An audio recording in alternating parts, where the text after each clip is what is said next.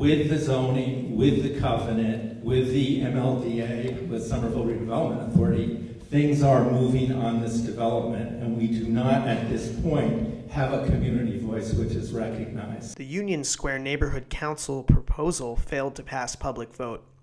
The council is intended to act as the community voice during Union Square's redevelopment.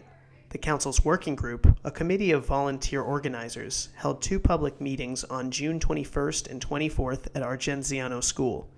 The meetings consisted of an informational presentation, public questions and comments, and finally a public vote on whether to approve of the structure of the council as presented.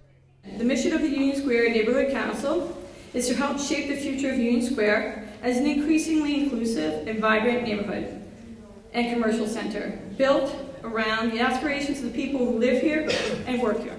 These meetings were met with mixed reactions from the public. Many felt that it was important to move forward with the council since development is happening so rapidly. I think timing is of the essence. We are staring down the barrel of a gun with this development. The MLDA has been agreed to. This is what we have to fight for what we need from US 2. The only people who benefit from this process taking longer and longer are the developers. What we have in front of us is an opportunity to have a voice in what's moving forward.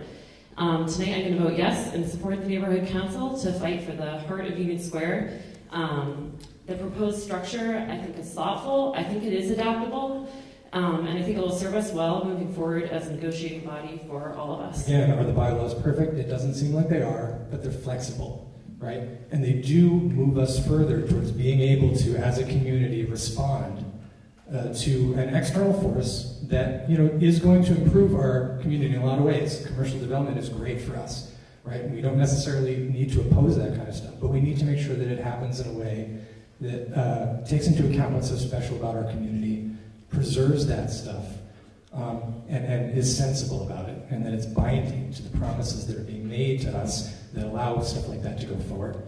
Others were concerned about the lack of reach, the structure of the council, and the speed at which it was happening. I'm voting no, and I know a number of other people in this room are, not because we don't like the idea of a neighborhood council, but we'd like a little more time to figure out how it can really work to get the kind of diversity and skill set that the council needs to be effective. I feel like just now we're getting the word out and we're reaching people, and it feels like I've been involved since December with this, and it's been, even though our outreach, we've had great people doing it, I feel like just now we're sort of reaching everybody. And I feel that 2 weeks to decide that you're going to be a candidate is just too soon. When we're dealing with people who have those skills of our elected officials and like developers who are very savvy folks, we have to be on a par with them to be effective in what we hope to accomplish. And we also need political legitimacy, which I think is extremely important. We have to be perceived and to be able to think of ourselves as really representing the broader community. The vote was 143 to 77 for the council, with 1 abstention.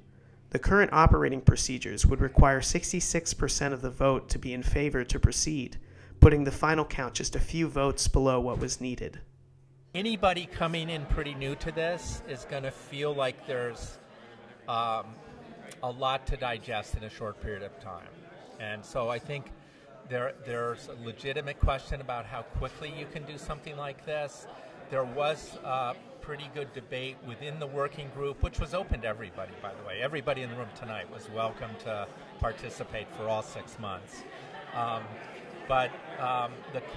There was some debate within the working group on whether we should wait till fall, but people felt like it is just too late to get started, that by the time a group got going, it would be the end of the year, and we would have really missed a lot of things that the community should have participated in. So that's really the tension between trying to get something going more quickly, especially in the summer season, or letting it go another 6 months or another year, at which point a lot of things will be water over the dam.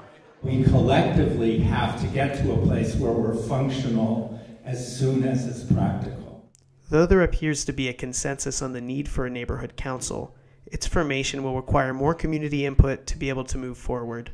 To learn more about the council, visit their website at unionsquareneighborhoodcouncil.org. For Somerville Neighborhood News, I'm Peter Levine.